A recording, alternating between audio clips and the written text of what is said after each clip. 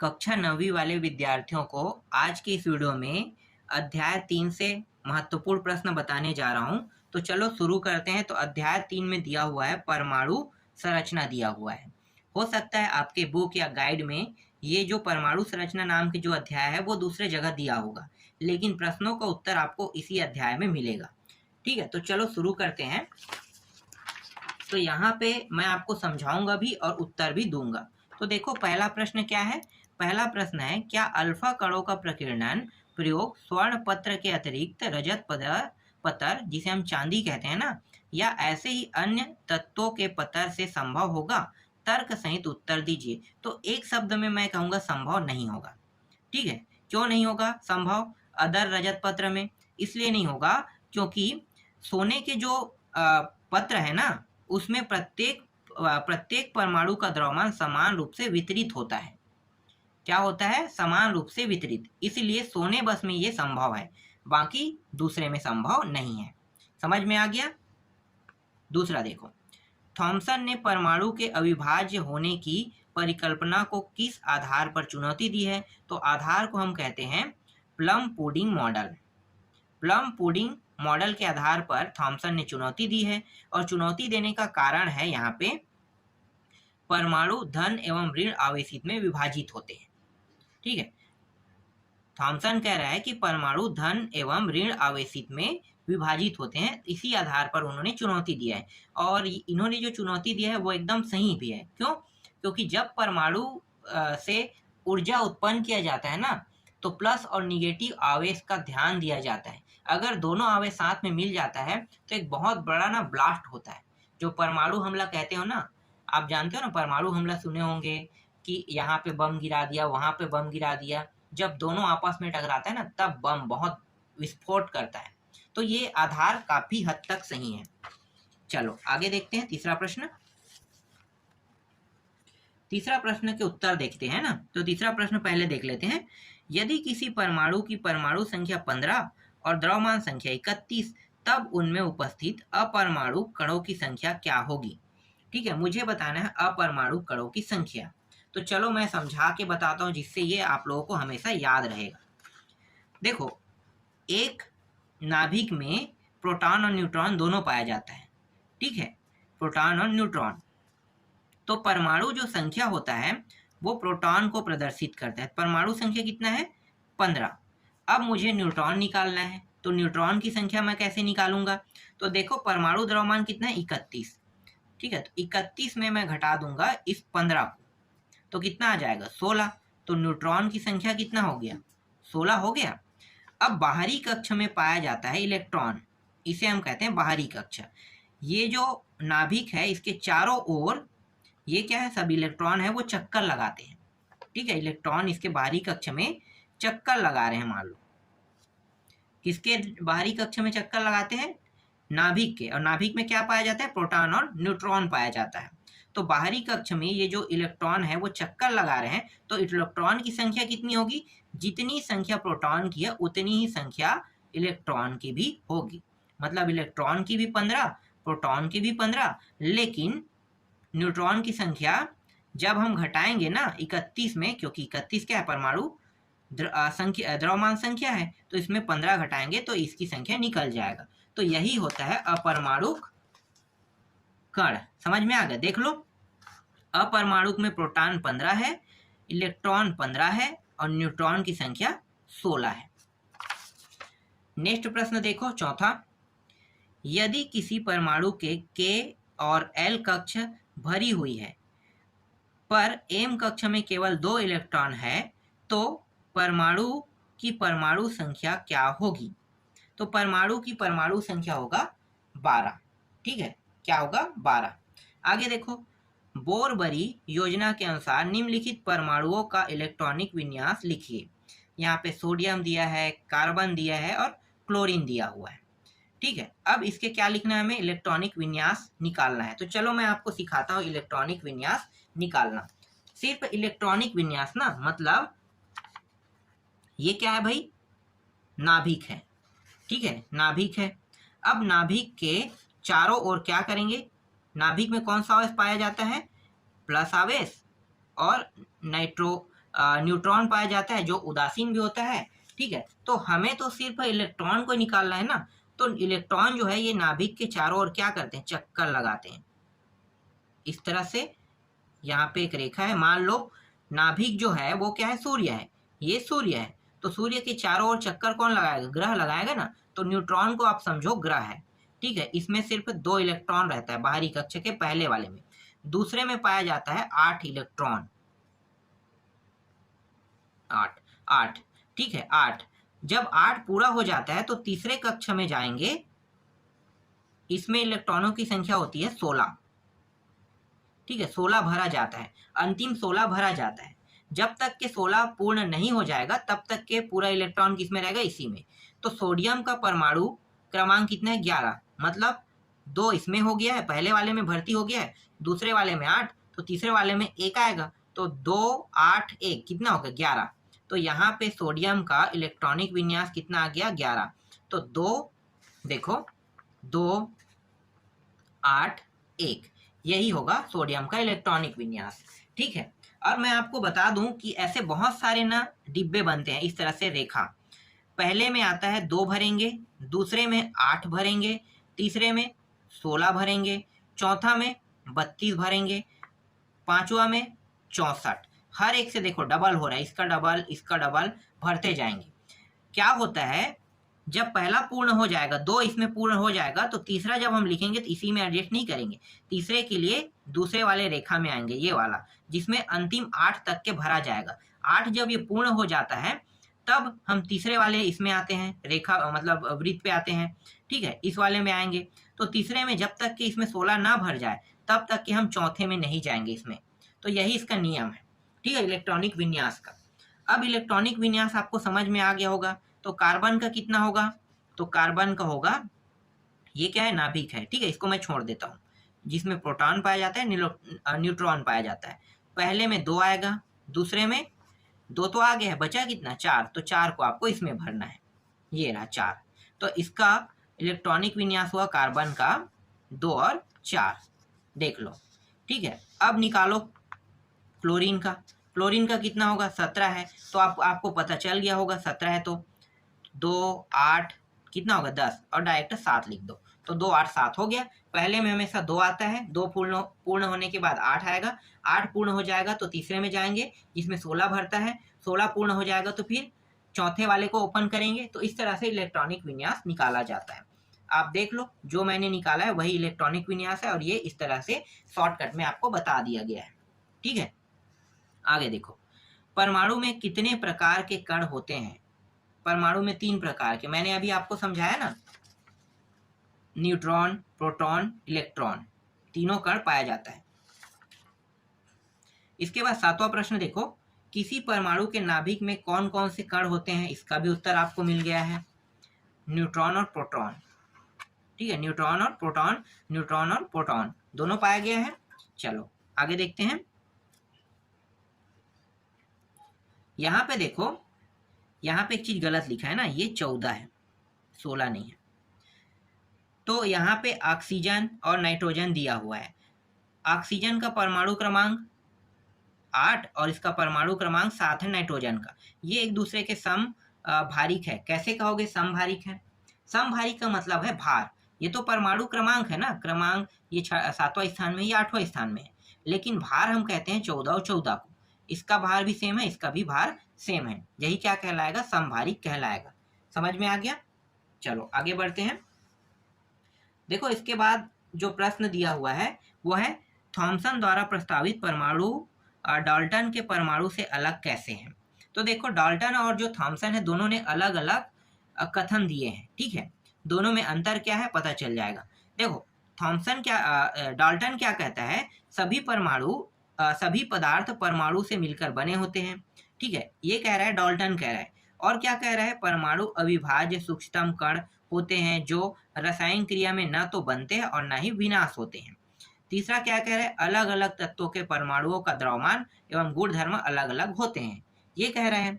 लेकिन थॉमसन क्या कह रहा है, थॉमसन कह रहा है कि परमाणु में धन आवेश कण बादल सा होता है और ऋण आवेशित कण इस बादल में तरबूज फल के बीज की भांति बीच बीच में धसे रहते हैं। ठीक है, ये कह रहा है। अब अंतर क्या हो देखने को मिल रहा है? अंतर ये देखने को मिल रहा है कि इन्होंने ना धन आवेश और ऋण आवेश का जिक्र ही नहीं किया है, डाल्टन ने, जबकि थॉमसन ने यहाँ पे देखो धन आवेश और ऋण आवेश का जिक्र किया है। तो यही जो अंतर है इन दोनों में देखने को मिलता है। ठीक है, जिसे यहाँ पे स्पष्ट किया गया है। चलो आगे देखते हैं। देखो यहाँ पे फिर से समभारिक में आ गया। समभारिक का मतलब क्या होता है पता चल गया ना, दोनों के भार बराबर होना ही समभारिक कहलाता है। तो स्पष्टीकरण यहाँ पे करा है। एक बार प्रश्न के उत्तर पढ़ के देख लेना, जो मैंने बताया वही चीज ये होगा उत्तर में। आगे देखो तीसरा प्रश्न, रेडियोधर्मी समस्थानिक को उपयोग बताइए। तो क्या क्या उपयोग होता है भाई? तो मैं आपको ऐसे ही बता देता हूँ रेडियोधर्मी के। देखो रेडियोधर्मी जो समस्थानिक है इससे आयु का पता चलता है। ठीक है, रेडियोधर्मी का मतलब होता है कार्बन 14। कार्बन 14 एक मात्र ऐसा तत्व है जिससे हम ये पता लगा सकते हैं कि किसी व्यक्ति की मृत्यु अगर हुई है तो कितने समय बाद हुई है, कितने वर्ष बाद हुई है। ठीक है, उसके एक हिस्से को पाने के बाद भी बताया जा सकता है कि ये 4 साल पुराना है, ये 3 साल पुराना है। तो इसका पता लगाने के लिए ना कार्बन 14 का उपयोग करते हैं। समझ में आ गया? मान लो डायनासोर जब मरा होगा, ठीक है, तो कितने साल पहले उसका अस्तित्व रहा होगा, तो इसका पता कैसे लगाया गया भाई? पता तभी लगाया गया ना जब उन्हें पता चला कार्बन 14 के बारे में या फिर रेडियोधर्मी तत्व के बारे में। तो रेडियोधर्मी तत्व से ही उसके अवशेष के थ्रू पता लगाया गया कि ये इतने 100 साल बाद इनका अस्तित्व था। ठीक है, तो इनका पता लगाने के लिए करते हैं। और कार्बन रेडियो जो धर्मी 14 है ना, ये हर बार मैं आपको बता देता हूँ, ये होता है C14 है, कार्बन 14 कहते हैं इसे हिंदी में, जिसे बार बार रेडियो धर्मी बोल रहा है। ठीक है, तो रेडियो धर्मी के नाम से पढ़ा तो कोई दिक्कत नहीं है। और इसका उपयोग इलाज के लिए भी करते हैं, चिकित्सा के लिए, कैंसर जैसी बीमारी उसका पता लगाने के लिए करते हैं। तो दो ऐसी मैंने आपको कारण बता दिया। तीसरा क्या हो सकता है? जीवाश्म की आयु का निर्धारण, ये भी वही है। जीवाश्म में बोल दिया मैंने, इसे एग्जाम्पल में बताया था आपको डायनासोर। तो तीनों आपको समझ में आ गया। पृथ्वी की आयु का निर्धारण करने के लिए, भाई हर चीज के आयु के निर्धारण करने के लिए कार्बन 14 का ही उपयोग किया जाता है, जिसे हम रेडियोधर्मी तत्व कहते हैं। ठीक है, आगे बढ़ते हैं। इसके बाद देखो संयोजी इलेक्ट्रॉन कह रहे हैं। क्या होता है संयोजी इलेक्ट्रॉन? उदाहरण सही समझाइए। तो ये दोनों प्रश्न है ना, ये चौथा और पांचवा दोनों सेम है। तो मैं यहाँ पे ना जो लिखा है उसको नहीं बता रहा हूँ। ठीक है, यहाँ पे देखो डायरेक्ट आते हैं, क्योंकि दोनों का जो उत्तर है एक ही है। संयोजी इलेक्ट्रॉन का मतलब होता है कि बाहरी कक्ष में जो बचा हुआ इलेक्ट्रॉन है ना, उसको किसी दूसरे को दान दे देना, इसी को हम कहते हैं संयोजी इलेक्ट्रॉन कहते हैं। ठीक है, तो बचा कितने इलेक्ट्रॉन है? तो सोडियम का परमाणु क्रमांक 11 है। पहले में 2 इलेक्ट्रॉन भरेगा, दूसरे में 8 भरेगा, तीसरे में 16 भरना था, लेकिन यहाँ पे सिर्फ 1 इलेक्ट्रॉन है। तो ये 1 इलेक्ट्रॉन को क्या करेगा? किसी दूसरे तत्व को दान कर देगा। ठीक है, उसको अगर अष्टक पूरा करना है, मान लो मैं एक एग्जाम्पल बताता हूँ आपको। मैं यहाँ पे ले लेता हूँ सोडियम क्लोराइड। ठीक है, इसको ले लेता हूँ। तो सोडियम के जो परमाणु क्रमांक है वो 11 है, क्लोरीन का कितना है? 17 है। मान लो इसे अष्टक पूरा करने में 1 या 2 इलेक्ट्रॉन की कमी है। ठीक है, तो ये क्या करेगा? इस 1 इलेक्ट्रॉन को इसे दान दे देगा। इसी को हम कहते हैं संयोजी इलेक्ट्रॉन कहते हैं। समझ में आ गया? जो इलेक्ट्रॉन अकेला बचा है ना, उसको किसी दूसरे को दे देना ही संयोजी इलेक्ट्रॉन का काम है, उसी को हम संयोजी इलेक्ट्रॉन कहते हैं। चलो आगे देखो। एक तत्व की द्रव्यमान संख्या कितना है? 39 है, तथा परमाणु संख्या 19 है। न्यूट्रॉन की संख्या बताइए। न्यूट्रॉन की संख्या बताना है। कैसे पता करोगे? मैंने सबसे शुरू में आपको बताया था। देखो न्यूट्रॉन की संख्या कैसे निकालते हैं। मान लो परमाणु संख्या कितना है? 19। ठीक है, बना देता हूं फिर से। यहाँ पे प्रोटॉन पाया जाता है और न्यूट्रॉन पाया जाता है। मुझे न्यूट्रॉन की संख्या बताना है ना, तो परमाणु जो क्रमांक है या परमाणु संख्या कितना है? 19 है। तो इसका तो 19 हो गया, लेकिन इसका द्रव्यमान कितना है? 39। तो ये रहा 39 में आप 19 को घटा दो, तो घटाएं कितना आएगा? 20। तो न्यूट्रॉन की संख्या कितनी हो गई? 20। सीधी सी बात है, शॉर्टकट में मैंने आपको समझा दिया। ठीक है, तो यही चीज है, समझ में आएगा। और एक चीज बताओ, अगर यहाँ पे इलेक्ट्रॉन की संख्या पूछता तो कितना लिखते? तो मैंने क्या बताया था कि जितना प्रोटॉन पाया जाता है उतना ही इलेक्ट्रॉन पाया जाता है। मतलब ये प्रोटॉन जितना है उतना ही इलेक्ट्रॉन रहेगा। ठीक है, दोनों की संख्या क्या रहते हैं, बराबर रहते हैं। ठीक है, इलेक्ट्रॉन की संख्या पूछेगा तो आप आसानी से अब बता सकते हो। ठीक, समझ में आ गया होगा अब आपको। चलो आगे देखते हैं। प्रकृति में ऑक्सीजन 16 के अतिरिक्त ऑक्सीजन 17 व ऑक्सीजन 18 भी पाए जाते हैं। ये परमाणु एक दूसरे के समस्थानिक है या समभारिक, स्पष्ट करें। ठीक है, समस्थानिक है या समभारिक है, इसको स्पष्ट करेंगे। तो देखो मैं आपको बता देता हूँ, ये जो ऑक्सीजन 16 है, ऑक्सीजन 17 है, ऑक्सीजन 18 है, ठीक है, ये सब क्या है, ये सब इसके भार है। क्या है, भार। 16, 17, 18 ऑक्सीजन के क्या है, भार है। देखो परमाणु का भार, जो कि भिन्न भिन्न ऑक्सीजन के परमाणुओं का है, लेकिन प्रत्येक परमाणु के नाभिक में प्रोटॉन की संख्या समान होता है। प्रोटॉन की संख्या क्या रहेगा, समान रहेगा। अतः तीनों परस्पर क्या रहेंगे, समस्थानिक रहेंगे, समभारिक नहीं रहेगा। क्यों समभारिक नहीं रहेगा, देखो अब मैं आपको स्पष्टीकरण करता हूं समझा के।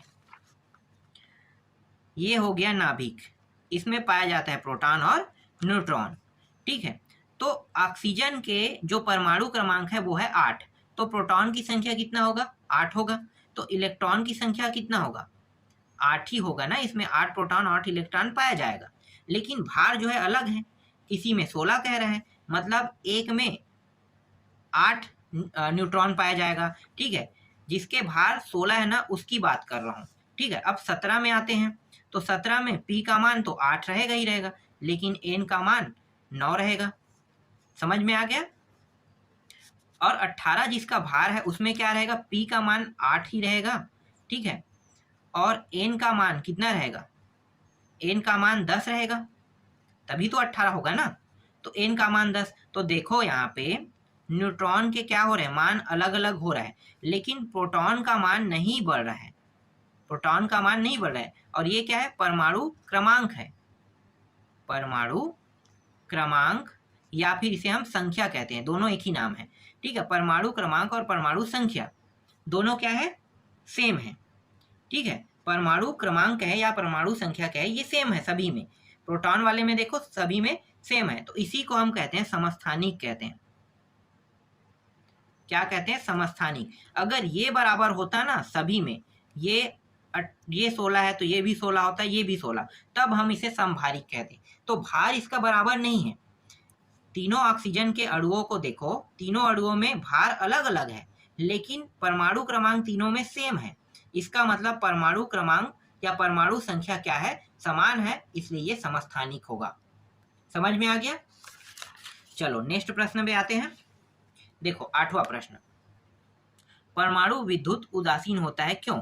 क्यों होता है भाई परमाणु विद्युत उदासीन, तो इसका उत्तर देखो, परमाणु में धनावेशित कण प्रोटॉन होता है तथा ऋणावेशित कण इलेक्ट्रॉन होता है। बिल्कुल होता है। हम जो पॉजिटिव आवेश कहता हूँ वो क्या होता है, प्रोटॉन को मैं बताता हूँ हर बार। न्यूट्रॉन उदासीन होता है मैं कहता हूँ, कई बार उसका मान दिया रहता है, लेकिन हर बार उदासीन नहीं होता है। लेकिन ऋण आवेश के बारे में मैंने अभी तक आपको नहीं बताया था, लेकिन ऋण आवेश इलेक्ट्रॉन होता है। ठीक है, प्लस आवेश प्रोटॉन और ऋण आवेश इलेक्ट्रॉन। तो आगे पढ़ते हैं। तो धन आवेश प्रोटॉन है और ऋण आवेश इलेक्ट्रॉन है की संख्या बराबर होती है, जिसमें आवेश की मात्रा बराबर किंतु विपरीत प्रकार के होने के कारण एक दूसरे के प्रभाव को नष्ट कर देते हैं, इसलिए परमाणु विद्युत उदासीन होते हैं। समझ में आ गया क्यों विद्युत उदासीन होते हैं, क्योंकि दोनों में अगर बराबर मात्रा में आवेश पाया जाएगा, प्लस भी 8 है और माइनस भी 8 है, तो क्या कर देगा, उदासीन कर देगा। समझ में आ गया। ठीक, तो यही क्या है इसका उत्तर है। अब देखो यहाँ पे दीर्घोत्तरी पे आते हैं। दीर्घोत्तरी प्रश्न में क्या बताया है, ब्रोमीन 79, इसका परमाणु भार है ना 79। ठीक है, और ब्रोमीन 81, ये भी परमाणु भार है। प्रकृति में क्रमशः 50, 69% और 49, 31% पाए जाते हैं। ब्रोमीन का औसत परमाणु भार क्या होगा।